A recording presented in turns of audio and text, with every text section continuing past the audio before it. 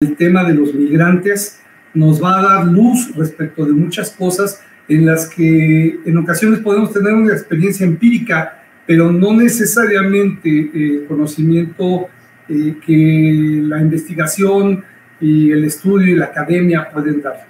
Es el caso de nuestra invitada, la doctora Leticia Calderón Chelius, que por supuesto cedo la palabra a mi querida Tania para que pueda hacer la presentación formal y disfrutemos de esta plática que estoy seguro será sumamente ilustrativa. Oye, sí, qué lujo de invitada. Tenemos hoy a la profesora que es también investigadora del Instituto Mora. Ella tiene su doctorado en Ciencias Sociales con especialidad en Ciencia Política por Flaxo. Ella está enfocada en procesos migratorios, específicamente en derechos políticos de los migrantes. Hay un logro muy importante en voto de mexicanos en el extranjero, que ahorita les va a platicar. Relaciones México-Estados Unidos, migración forzada, ciudades interculturales y hospitalarias. Ha sido docente en distintas instituciones nacionales e internacionales de educación superior y directora de tesis en su especialidad. Ella es también presidenta del patronato de Sin Fronteras. Nos da muchísimo gusto tenerte con nosotros, Leti. ¿Qué tal? Buenas tardes, días, noches, a la hora en que nos escuchen, ¿verdad? Así que encantada y, bueno, siempre en Sin Censura, feliz de ser invitada. Como sabes, este programa está dirigido a los migrantes que ven Sin Censura. Seguramente los que están de este lado del charco lo verán mañana ya grabado. Los mexicanos que están en Estados Unidos o Canadá o en Latinoamérica, ojalá que puedan conectarse hoy para hacerle muchas preguntas a la doctora Leticia. Leti, a mí me ha tocado un trabajo súper especial. Recuerdo en ese equipo cuando hablábamos de los derechos de las segundas y terceras generaciones de los mexicanos fuera de México, fuera de las fronteras. Cuéntanos de aquella gran hazaña que fue un trabajo de muchísima gente. Yo recuerdo un chat larguísimo, varias sesiones en línea, pero me gustaría que lo platiques porque de repente después de ese trabajo ya no lo vi más y nos falta, como tú sabes, en la 4T a veces cacarear los logros. Entonces, cuéntanos. Bueno, pero tú me estás preguntando sobre la conquista del derecho a votar desde el extranjero, Tania. No, el derecho, ¿recuerdas que la tercera generación de mexicanos, de hijos de mexicanos que también nacieron en el extranjero, iban a perder la nacionalidad mexicana y se iba a quedar como diluida? Ok, porque mira, yo creo que esa es la parte buena, ¿no? Porque son muchos logros que de repente efectivamente no se ven, y el problema es que sean a cuentagotas, porque tendrían que ser un montón de cosas que estuvieran como por default y que no hubiera duda de ellas. Y tienes razón, bueno, yo luego me remonté a casi a la prehistoria, y ni tan prehistoria, lo que implica la conquista del derecho al voto desde el extranjero. Pero bueno, avanzando más en el tiempo y de una manera mucho más reciente, y ya en el contexto de esta cuarta transformación, es muy interesante que la nacionalidad mexicana sufrió un cambio en términos constitucionales. Ojo con esto, porque muchos ya lo saben, ¿no? Sobre todo quienes nos están oyendo, la nacionalidad mexicana se adquiere, sea por nacimiento en territorio nacional o por ser hijo de padre, madre o ambos en el extranjero.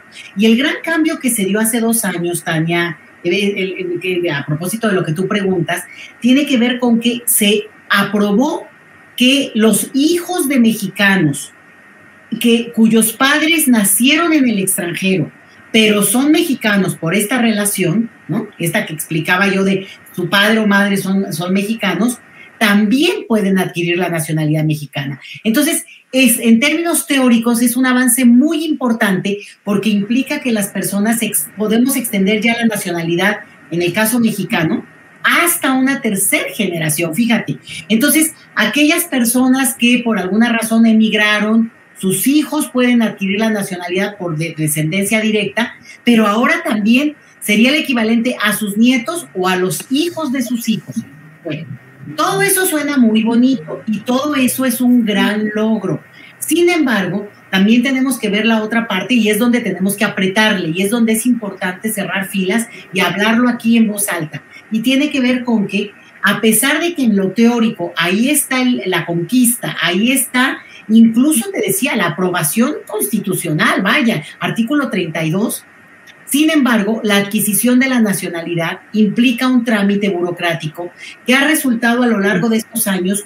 No solamente esta sería ya, como yo digo, la tercera generación, sino de aquellos hijos de mexicanos nacidos en el extranjero, por ejemplo, casi 2 millones de personas que regresaron de manera forzada al país, sea de manera voluntaria, o sea, que decidieron hacer el procedimiento, o quienes fueron deportados y que entonces realmente experimentaron un proceso muy, muy duro. Bueno, en ese contexto, las personas pensaron, ¿no? Bueno, si está la ley, adquieren la nacionalidad, la tienen de facto, porque en México desde 1998 la nacionalidad mexicana es imperdible. Entonces, pues suena súper bien, ¿no?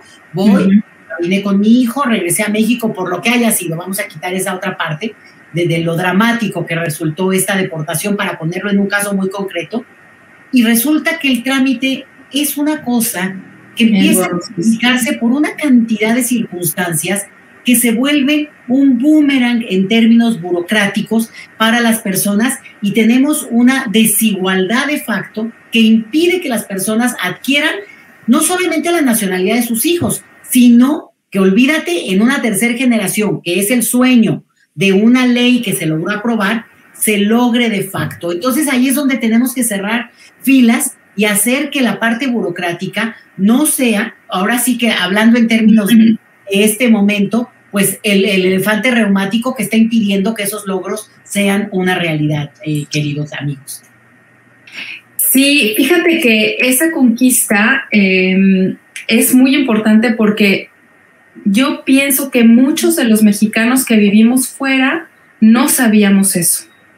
Yo me enteré justamente entrando en este grupo de trabajo que mi hija, que nació en Tailandia por cuestiones de trabajo de sus padres, no iba a poder pasarle la nacionalidad a sus hijos. Y esto lo platicamos en muchas ocasiones en esos grupos de trabajo, también trae otros temas que justamente ahorita creo que sería importante, sí, cerrar filas para que el proceso se haga más sencillo, pero también modernizar todo lo que tiene que ver con la nacionalidad mexicana, porque es una de las más complicadas para tener. Y hay otras nacionalidades, como por ejemplo la suiza, que permite que mexicanos compartan, o sea, que los cónyuges o parejas de mexicanos en el exterior compartan su nacionalidad desde el extranjero. Y eso me parece súper importante porque imagínate cuántos millones de mexicanos seríamos de repente.